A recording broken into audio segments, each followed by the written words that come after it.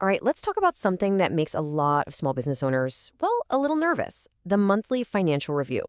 It kind of feels like a chore, right? Something you dread. But what if we could flip that script? What if we could turn it into your single most powerful habit for growth? That's what we're going to do. We're going to explore how to build up your business's financial fitness 1 month at a time.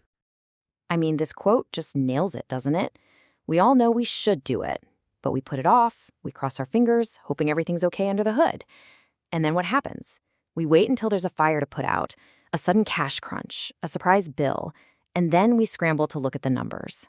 The problem is, by then, the fix is usually painful and expensive. So, let's just completely reframe this whole thing. Forget the dreaded appointment. I want you to start thinking of this as a regular health checkup for your business. This isn't about finding fault or beating yourself up.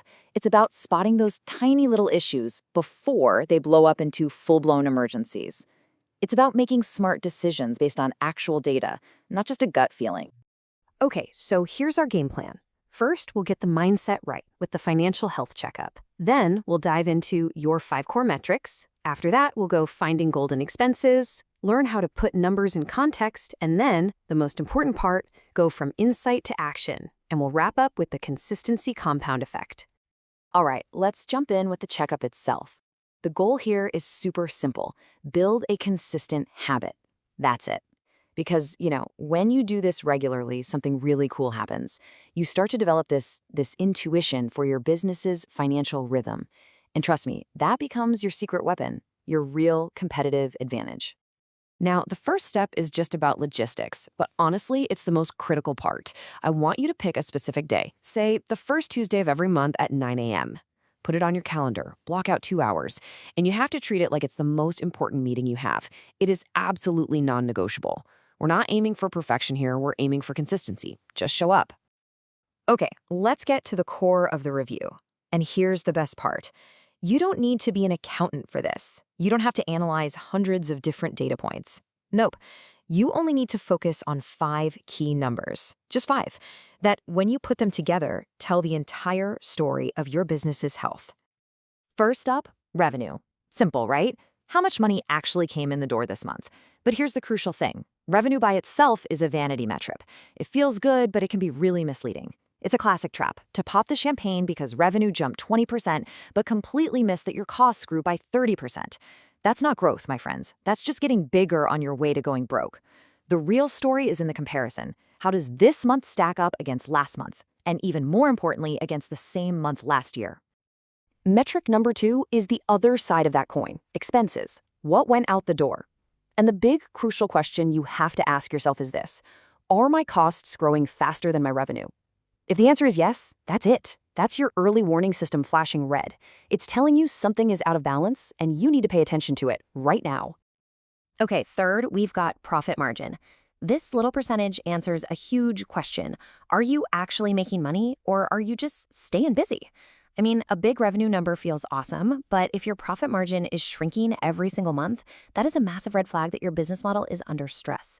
It means you might be selling more, but you're actually making less on every sale. This number tells you the truth. All right, metric number 4 is cash flow. And listen, this one is absolutely critical. You've probably heard the saying, profit is an opinion, cash is a fact. And it's so true. History is just littered with companies that were profitable on paper right up to the day they went out of business. Why? They ran out of cash. Cash is the oxygen for your business. This number tells you exactly how much you have left to breathe. And finally, number 5, runway. Now, if your business isn't profitable yet, this is your most important number, period. It answers the question, how many months can we keep operating before the cash runs out? This number should never, ever be a surprise. Knowing your runway is what gives you the time to make calm, strategic decisions instead of panicked, last-minute, desperate ones. Okay, so once you've got that high-level view from your 5 core metrics, it's time to dig a little deeper. We're going to go on a bit of a treasure hunt, right inside your expenses. Why? Because this is where you're going to find the most actionable insights and, honestly, the quickest savings. So this really frames the conversation perfectly. Look, a jump in spending isn't automatically a bad thing. Not at all. A 40% spike in your marketing spend is amazing if it leads to a 60% jump in sales. See, The goal isn't just to slash costs blindly. It's to make sure that every single dollar you spend is an investment that's actually working for you and bringing a return. And here is an easy win for pretty much every business out there: subscription creep. You know what I'm talking about, those little monthly charges for software you signed up for years ago and totally forgot about. Go find them. But don't stop there. The other gold mine, your top 3 vendors. Seriously, when was the last time you just picked up the phone and asked for a better rate? Or even just looked at an alternative? A single phone call could literally save you thousands of dollars a year. And look, don't get lost in the weeds here. This is a perfect example of the 80-20 rule. For most businesses, your top 5 expense categories, we're talking payroll, rent, marketing, that kind of stuff, they make up about 80% of all your spending. So if you can get a handle on just those 5 categories, you're managing the vast majority of your financial risk. Focus your energy right there. Okay, we have the numbers. Now it's time to unlock their real power. Because honestly, a number in isolation is, well, it's pretty meaningless. A single data point doesn't really tell you a story. The real aha moments, the real insights, come from putting those numbers in context. And we do that through comparison. So, every single month, there are 3 crucial comparisons you need to make. First, this month versus last month. That shows you recent changes. Second, this month versus the same month last year. That helps you see past any seasonal ups and downs. And third, this month versus your budget. That tells you if you're actually on track with your plan.